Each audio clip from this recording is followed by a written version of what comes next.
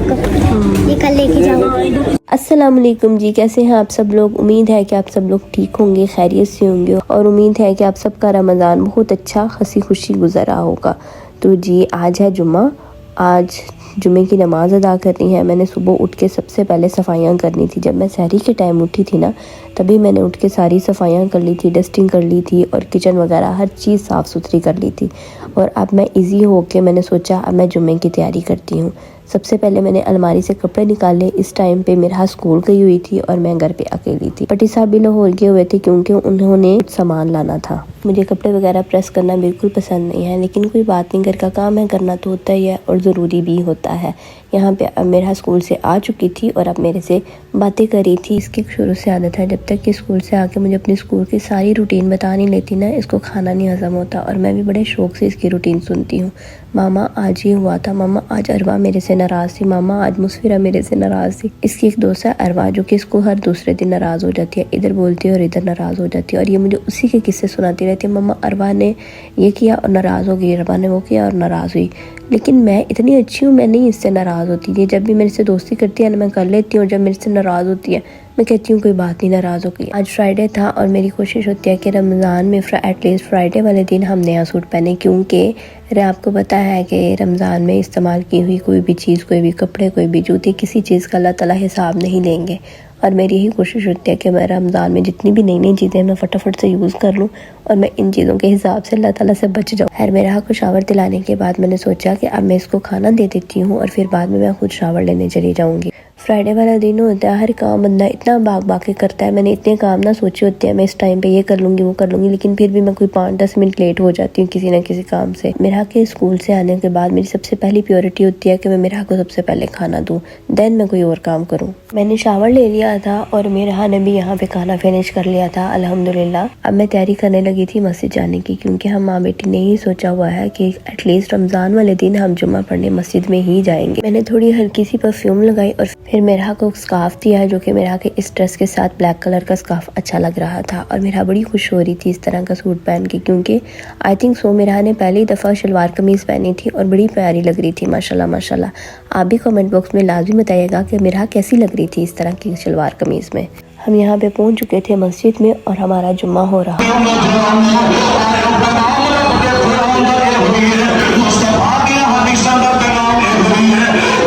जब भी जुम्मा पढ़ने जाते हैं ना, तो हर दफ़ा कोई ना कोई नई चीज़ समझ के आते हैं और फिर कहते हैं अल्लाह जी इस चीज़ से माफ़ रखना, आइंदा ये काम नहीं करना। अभी हम जुम्मा पढ़ के आए ही थे कि मेरे ट्यूशन वाले बच्चे आ गए थे, जो कि इतनी शरारतें कर रहे थे, इतना तंग कर रहे थे। और ये 2 बच्चे माशाल्लाह इतने आए हैं और इतना तंग करते हैं, क्यूट से हैं, छोटे से हैं। इनके साथ पढ़ाई कम होती है और मस्ती ज़्यादा होती है। मीन्स के इतने शरारती, और फिर बाद में जब कोई कुछ कहे ना तो ऐसी इतनी मासूम सी शक्ल बना देते हैं, बंदे को खुद ही प्यार आ जाता है। अभी आज मैं बच्चों को ईजी होकर इसलिए भी पढ़ा रही थी कि क्योंकि आज मुझे अफ्तारी नहीं बनानी थी, मुझे जाना था आज मेरी अम्मी की तरफ अफ्तारी करने।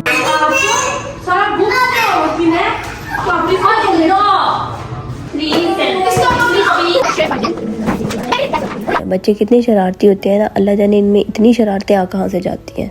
यहाँ पे आते इन छोटे दोनों बच्चों ने सबसे पहले पढ़ लिया था और अब ये आते इतना मुझे तंग कर रहे थे, मेरा सर ऐसे था जैसे फट जाए। हाँ लेकिन बच्चे हैं और बचपन नाम ही इस चीज़ का है, शरारतें, हंसी मजाक। यहाँ पे टाइम अब तकरीबन 4:30 का हो चुका था और मैंने सोचा मैं बच्चों को ट्यूशन से छुट्टी देती हूँ और ख़ुद असर की नमाज़ अदा करती हूँ। मेरा यहाँ पे नमाज अदा करी थी। माशाल्लाह माशाल्लाह कमीज़ शलवार पहन के इतनी प्यारी, इतनी क्यूट सी आज मुझे ये लग रही थी ना। आप भी कमेंट बॉक्स में लाजिम बताइएगा कि मेरा की शलवार कमीज़ आपको कैसी लगी है। मैं भट्टी साहब का इंतज़ार कर रही थी कि भट्टी साहब आए और हम अब्बू की तरफ जाएं, लेकिन अभी तक भट्टी साहब नहीं आए थे, लिहाजा मैंने अब्बू को कॉल की कि आप मुझे पिक कर लें। और यहाँ पे मैं आपको एक मज़ेदार बात बताऊँ, मेरे भाई ने क्या किया, मैं गाड़ी में थी अब्बू के साथ और मुझे कॉल करके कहता है मारी आज ना तुम्हारी अफ्तारी अम्मी की तरफ है। असल में ना मुझे अम्मी ने सुबह का बता दिया हुआ था, मुझे तुम्हें कॉल करके बताना याद नहीं रहा और तुम टाइम से आ जाना। इमेजिन करें कि इस टाइम पे तकरीबन 5 का टाइम था और मेरा भाई मुझे इस टाइम पे कॉल करके कह रहा है हमारी तुम्हारी अफ्तारी अब्बू की तरफ है। और अगर अम्मी मुझे खुद से कॉल नहीं करती और मुझे नहीं बताती तो मैं इसकी कॉल पर रहती, तो इस टाइम पे मैंने घर में अपनी सारी अफ्तारी खुद ही बना लेनी थी। घर पहुंची अम्मी ने सारा कुछ बना लिया था। यहाँ पे अम्मी खाना पैक कर रही थी मैरिज हाल के वर्कर के लिए। अम्मी ने अफ्तारी में बिरयानी तैयार की थी, साथ में फ्रूट चाट तैयार की थी और साथ में पकौड़े और साथ में आलू पकौड़े, इस तरह के कुछ और थोड़े से लवाजमात थे जो बल्कि रमज़ान में ऐसे लगता है कि फ्राई चीज़ें नहीं खाएंगे तो जैसे हमारा रोज़ा ही इफ्तार नहीं होगा। यहाँ पे अम्मी ने इमली की चटनी बनाई थी जो कि फ्रूट चाट के अंदर ऐड कर रही थी और उसको मिक्स कर रही थी। तो शुक्र है अफ्तारी से थोड़ी देर पहले ही बड़ी साहब आ चुके थे और अब्बू यहाँ पे सबकी प्लेटें बना रहे थे। मुझे ना मेरी समझ नहीं आती, जब भी मैं अम्मी अब्बू की तरफ जाती हूँ ना तो मुझे बड़ा रोना आता है। मेरा दिल करता है मैं यहीं रहूँ, लेकिन रहा भी नहीं जा सकता। पता नहीं क्यों, एक अपने भी घर से ना वाबस्तगी सी हो जाती है इंसान की। ऐसे लगता है अगर हम घर नहीं ना तो हमारा घर गंदा है, खाली है, मतलब इस तरह की चीज़ें जहन में आती हैं। मैं जब भी अम्मी की तरफ से वापस आती हूँ ना मेरा दिल उदास हो जाता है। खैर कोई नहीं, मुझे लगता है हर बेटी के साथ यही हाल होता है। पे वापसी पे मेरा कुछ इम्तियाज़ से आना था, कुछ चीज़ें लेनी थी, कोई कलर वगैरह लेने थे और ये इतनी देर से मेरा दिमाग खपा रही थी मामा मुझे नहीं पता, मुझे ये चीज़ें चाहिए तो चाहिए। इसका ये नहीं हिसाब होता कि ये कंप्रोमाइज़ कर लाई, इसको जो चीज़ चाहिए वो चाहिए ही होती है, वो बहुत ही ज़रूरी होती है। अगर मैं इसको कहूँ ना मेरा थोड़ी सी ज़रूरी चीज़ ले लो और वो जिस भी चीज़ को हाथ लगा ले कि ना कहेगी ये तो बहुत ही ज़रूरी है मामा, इसके बगैर तो मेरा गुजारा है ही नहीं है। मैंने थोड़ी सी अपनी मेडिसिन लेनी थी और फिर बाद में मेरा बाजी भागी अपनी तरफ, मतलब कि अपने सेक्शन की तरफ जो कि उसको ज़रूरत की चीज़ें चाहिए थी। और बार बार मुझे पता है क्या कह रही थी, आपने पैसे लगाए हैं ना, मैंने कुछ कहा है, आपने मेडिसिन लिया है ना, मैंने कुछ कहा है, अब प्लीज़ मुझे जो चीज़ें मुझे चाहिए ना वो मुझे लेने दे, वो बहुत ज़रूरी है, इसके बगैर मेरा गुजारा है ही नहीं है। मामा मैं इतनी देर से चॉकलेट नहीं खाई, आज मैंने खानी ही खानी है, मुझे यही पसंद है। यहाँ पे इसकी जिद ख़त्म होने का नाम ही नहीं रही थी। मैं कहा ठीक है बाजी साहबा तुम लो और निकलो। मेरा के चॉकलेट का बिल करवाया, मेरा के कलर्स का बिल करवाया और फिर मैं इसको कह रही थी कि प्लीज़ अब यहाँ से निकलो, कोई और तुम नई चीज़ ना देख लो जो कि तुम्हें ज़रूरत ही हो और अशद ज़रूरत हो, जिसके बगैर तुम्हारा गुजारा करना ही नामुमकिन हो। आराम से